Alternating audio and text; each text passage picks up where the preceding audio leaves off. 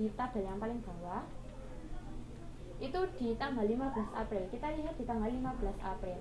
Di situ kan dia harganya menjadi 22.666. Ketemu enggak? Yang di tabel yang bawah.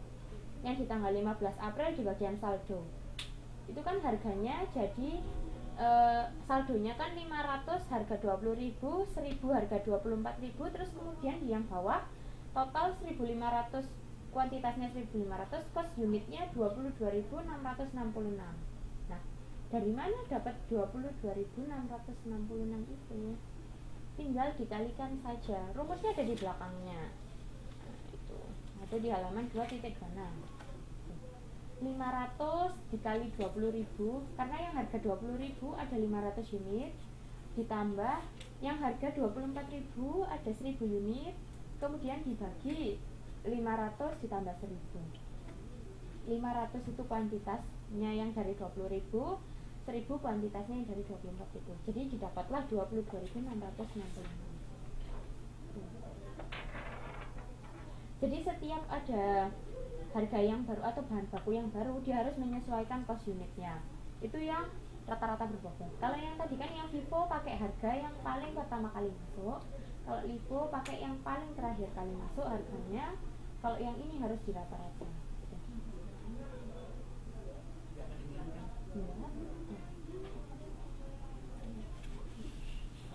Oh iya, ngomong-ngomong masih. Berarti dari ketiganya itu yang paling bagus digunakan yang mana, Bu? Nggak bisa, kita nggak bisa bilang mana yang bagus mana yang nggak, tergantung perusahaannya dulu kayak gimana. Kalau yang rata-rata berbobot itu gimana, perusahaannya gimana? Rata-rata berbobot itu biasanya perusahaannya yang kayak perusahaan standar kayak biskuit kayak gitu-gitu, itu biasanya pakai yang rata-rata berbobot, yang bahan bakunya yang biasanya gini, produksinya cepat dalam arti gini. Kalau yang tadi yang Vivo itu kan bahan bakunya gampang expired karena memang dia produksinya itu nggak setiap saat. Biasanya yang pakai ini tuh kayak order ya kayak gitu-gitu. Kayak gitu. Yang rata-rata berbobot Yang kayak perusahaan manufaktur yang memang dia setiap hari produksi, yang kayak gitu itu pakai yang ini. Jadi kan dia menyesuaikan terus harganya, menyesuaikan gitu. Tapi dia juga fluktuatifnya nggak tinggi, tapi dia hanya butuh menyesuaikan gitu aja. Itu makanya pakai yang rata-rata berbobot. Kalau yang Vivo itu cenderung yang gampang kadaluarsa, tapi dia juga nggak terus produksinya, nggak tiap hari ada, nggak tiap hari enggak. Kalau yang Vivo itu yang memang kalau harganya dia krusial banget, misalkan memang karena ini bahan utamaku tapi harganya lo naik turun, terus aku harus kayak gimana gitu. Atau mungkin dia perusahaan pengasahan intan misalkan kayak gitu kan, dia juga harus menyesuaikan harga permata sekarang berapa ya, naik turun nggak ya kayak gitu.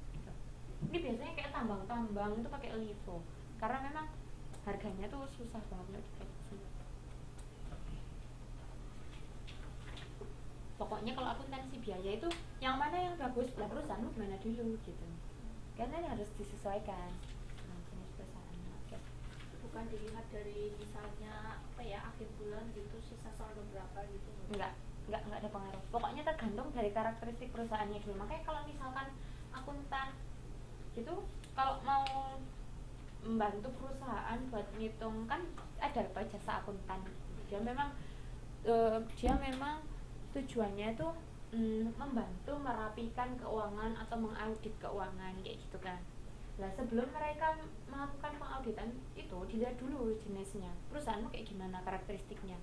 Dia harus survei dulu ke perusahaannya, bahan bakumu kayak gimana, terus bahan jadimu kayak gimana, pekerjamu kayak gimana. Pokoknya harus dilihat semuanya baru dia bisa memutuskan, oh berarti aku harus kalau menghitung aku harus pakai yang ini, pakai cara yang ini gitu. Misalkan kayak gini aja, mau pakai yang Vivo atau yang rata-rata berbobot, atau tadi oh berarti overheadmu tuh harus tak hitung berdasarkan ini. Nah itu harus dilihat dulu karakteristik perusahaannya. Jadi kalau mau jadi akuntan itu dia harus menghafalkan semua jenis kayak gini-gini, metode itu dihafalin semuanya, terus dia harus tahu benar-benar oh kalau pakai Vivo itu ketika kayak gini, pakai Livo ketika kayak gini, pakai rata-rata berbobot ketika kayak gini, kayak gitu. Jadi dia harus benar-benar paham. Akuntan tuh kayak gitu. Jadi dia sifatnya lebih menghafal kalau akuntan gitu, untuk dia bisa mengaudit semuanya. Nah, oke, sampai sini yang masalah Vivo Livo rata-rata berbobot. masih ada yang dibingungkan atau enggak? Sudah. Oke ya, paham ya. Terus apalagi, terus mana lagi yang mungkin belum belum dipahami tentang teori-teori gitu? Nanti sebelum saya lanjut yang ke PR. Penjurnalan gimana itu, Bu? Penjurnalan, setiap modul itu sebenarnya ada penjurnalan kan. Iya, nah itu masuk debit kreditnya gimana? Itu sama kayak waktu dulu pengantar akuntansi kan, sama pol itu. Mau yang jurnal yang mana? Jurnal bahan boleh. Yang halaman berapa? 226. Ya, ini. Jadi gini, kalau yang kasus pertama itu penjurnalan saat bahan dibeli. Pokoknya kalau mau menjurnalkan itu pakai logika itu dulu bisa kan. Tapi asalkan kuncinya satu, tahu akun-akunnya. Akun-akun misalkan yang akun-akun akuntansi itu ada apa aja, kayak yang standar kas, utang, piutang, terus ada juga ya persediaan. Pokoknya tahu tentang hal itu pasti bisa. Tahu untuk yang pertama penjurnalan saat bahan dibeli. Berarti kalau misalkan kita beli bahan baku, otomatis kan bahan baku kita nambah, tapi uang kita berkurang. Logikanya kan kayak gitu. Berarti selalu ingat kan, di bagian debit itu adalah penambahan, kredit itu pengurangan. Nah, berarti kalau misalkan kita beli bahan baku, yang bertambah adalah bahan bakunya, berarti ya yang masuk, yang bertambah akunnya adalah sediaan bahan. Nah, terus yang berkurang apa? Uang kita kan. Kalau kita beli bahan baku kan yang berkurang kan uang. Nah, ketika kita bayarnya pakai cash, ya otomatis yang di bagian kreditnya adalah kas. Tapi kalau kita belinya utang, maka itu di situ ditulisnya adalah piutang dagang. Jadi ini cuma pakai logika kalau penjurnalan, asalkan tahu akun-akunnya saja. Lah, akun-akun akuntansi biaya itu jauh lebih sedikit dibandingkan akunnya dari pengantar akuntansi. Itu ribet banget. Kalau yang di sini itu mana ya? Jadi kalau yang ini tuh ada di 143. Di halaman 143. Intinya semuanya itu ada di situ.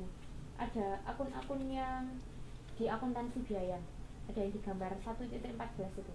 Cuma ada bahan baku, tenaga kerja langsung, overhead, ke produk dalam proses, produk jadi, kos produk terjual, udah. Intinya akunnya cuma itu. Yang terakhir ini ya? Ya, ya. 143. Ya, 143 yang gambar itu. Ya, itu. Nah, bahan baku, tenaga kerja langsung, overhead. Akunnya cuma ada itu 1, 2, 3, 4, 5, 6. Cuma ada 6 itu. Nah, masuk berkurangnya kurang lebih masuknya cuma di situ. Jadi kayak tadi itu, kayak misalkan ada datang bahan baku, ya berarti yang nambah, kalau dia beli bahan baku kan nambah bahan bakunya, berarti persediaan bahan bakunya kan nambah. Ya udah, berarti debit persediaan bahan, kemudian kreditnya tergantung dia bayarnya pakai cash atau pakai utang gitu. Terus ketika kita menggunakan bahan baku, berarti kalau kita menggunakan bahan baku berarti kita kan bahan bakunya dipakai untuk mengolah menjadi produk jadi kan, otomatis. Nah, berarti yang bertambah ketika bahan bakunya berkurang untuk diolah, berarti yang nambah apa? Persediaan barang jadinya ada kan? Itu kan ada akun persediaan produk dalam proses. Produk dalam proses itu maksudnya kita mengolah bahan baku itu maksudnya ke produk dalam proses. Jadi kalau misalkan tapi ini di middle time sebelum jadi produk jadi, misalkan dia dari departemen A ke departemen B, departemen C. Nah, perpindahan dari departemen A ke departemen B itu produknya itu masih disebut produk dalam proses, belum ke produk jadi, masih dari departemen pindah ke departemen, belum lagi pindah ke departemen C. Nah, itu namanya produk dalam proses. Berarti tadi kalau misalkan ngambil bahan baku dari gudang, berarti masuknya ke proses akun ke dalam proses, ke dalam produk dalam proses. Ya. Terus itu kan masuk debat. Debat kreditnya, sediaan bahannya berkurang. Ya, mudah gitu. Kalau overhead pabrik kendali sama overhead pabrik dibebankan itu bedanya cuma aktual sama tarif. Yang aktual Oke. Kalau kendali, kalau kan ada yang namanya overhead pabrik kendali sama yang dibebankan. Nah, kalau yang dibebankan itu yang berdasarkan tarif. Jadi kan gini, overhead itu